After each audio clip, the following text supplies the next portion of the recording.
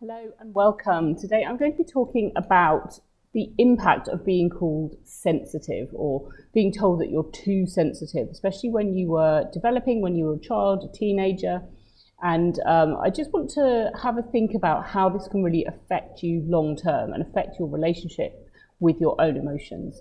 So first of all, this is something that happens quite a lot when you have emotionally immature parents or parents who really are not able to manage their own emotions and therefore probably really didn't have capacity to hold and accept your emotions either. And a big function of parents who kind of set you up for a psychologically healthy life or an emotionally steady life, a big function of those types of parents is that they are able to really be the kind of reciprocal and the receiver of all of those messy childhood and adolescent emotions that we all have.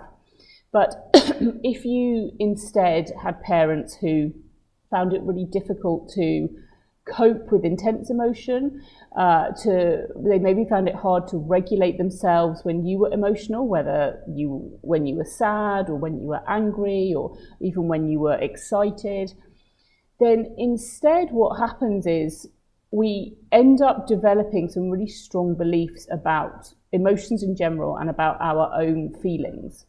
And all of this is linked in very closely with intuition and instinct, because when we're born, we're all born with a series of natural instincts and intuitions that keep us alive, that help us survive. And really that's based on how we feel. And if we think of that term gut instinct, that's something that, it's like we have a feeling that somebody's not safe. We have a feeling that a situation isn't okay. We have a feeling that we're being wronged somehow, and we experience anger in response to that. But if you grew up being told that your emotions were too much, then we start to really doubt our own intuition and our own instinct, and we start to question whether how we're feeling is right, whether it's reasonable, whether it's okay. And this can create a series of very complex kind of patterns that start happening when we feel really any strong emotion at all. So what can we do about this? Well, the best thing to start doing really is to start to trust yourself again, starting to trust your own emotions again, and really just allowing yourself to feel whatever it is you feel. Because what can happen instead is when we experience any kind of feeling, and especially a strong feeling, we intellectualize it, which means that we bring in our thoughts, and then our thoughts might say, oh, you're being over the top, you're overreacting, this doesn't make any sense, why do you feel like this, other people don't feel this way. And then we kind of squash and diminish and minimize our feelings in that way.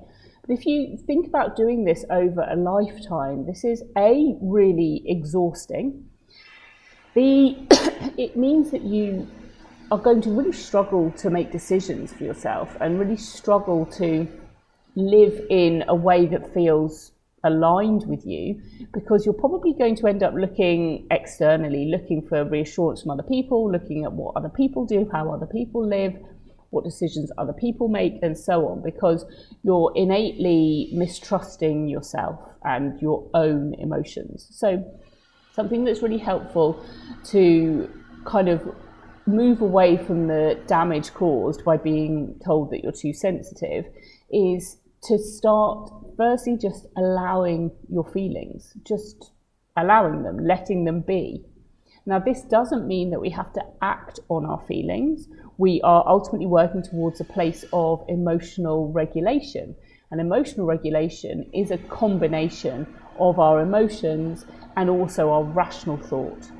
But it's that our rational thought is not the same as those thoughts that are saying you're being too silly, you're overreacting, you're being too sensitive. That's really just mirroring that emotionally immature parenting that you experienced earlier on in life, right? So we're working towards a different place, but that place involves first and foremost you allowing yourself to feel your emotions. So whether, let's say you've had an argument with somebody and you feel hurt, or you feel upset, you feel angry, or whether something's happened at work perhaps, or how you're experiencing maybe your children or your partner, or maybe something's happened that's making you feel sad, and trying to resist jumping in and saying, pull yourself together, you shouldn't be feeling sad about this, you shouldn't be feeling angry about this, you're not being reasonable. Instead, we're just going to try to create a bit of a pause in between, in which you do allow yourself to feel that sadness, or to feel hurt, or to feel angry.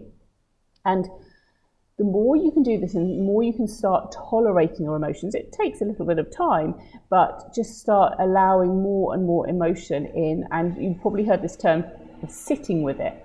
And really that just means that you're letting the emotion be in your body. So whether that means that when you feel sad, the physiological part to that for you might be that you feel heavy in your shoulders, maybe your chest feels tight, maybe everything just feels kind of sore perhaps, or when you feel sad, maybe you feel heavy, maybe your stomach starts feeling like it's churning, maybe when you feel angry, you feel hot, you feel tense and tight. So we're learning to tolerate those physiological symptoms a bit more, which takes a bit of time. You know, if we've not experienced having parents who helped us with those physiological feelings and who said that those feelings were okay, then it's going to feel a bit scary. So we just kind of take a little bit of time to expand our tolerance for those emotions and the physiological feelings. And then we can just start noticing also what happens behaviorally for us when we feel certain emotions. What do we feel like we want to do when we're angry, when we're sad, when we're scared, when we feel guilty, when we feel excited? Because this is not just about the more difficult feelings. This can happen as well, being excited. You know, you may have experienced your parents trying to squash your excitement and telling you that you're being too much, you know, that the message was you're being over the top because you're running around excited and so on. And so then as an adult, maybe you don't feel excited at all, or maybe when you do, it feels overwhelming and it feels quite dysregulating, right? So we're just trying to expand our capacity for our emotions. And the more you can do this, then in time what we can start to do is bring in also our rational thought, because we don't want to be living from a place of pure emotion. We also don't want to be living from a place of pure rational thought. We need both. Both is what makes life feel rich and meaningful and aligned and authentic. So hopefully this has been helpful today, just to think about your relationship with your own emotions and how that might have been impacted by how your parents reacted to your emotions. And just a final thought, that the way your parents reacted to your feelings was because of them. It was because they didn't have the emotional capacity to cope with probably any emotion.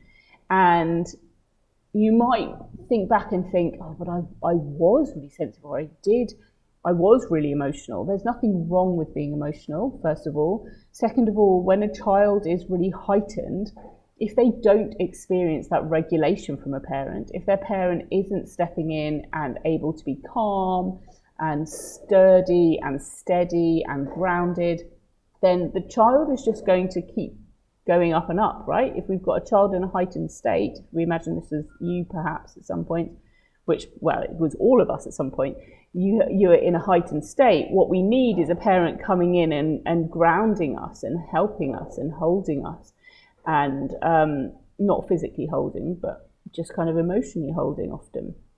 But if instead you had a parent who came in and just tried to squash it, minimize it, dismiss it, you're too sensitive, you're over the top, this is not normal, then it's going to mean that you get more and more heightened, right? And so you're going to then become more and more sensitive and become more and more emotional, and the cycle would probably have just got deeper and deeper.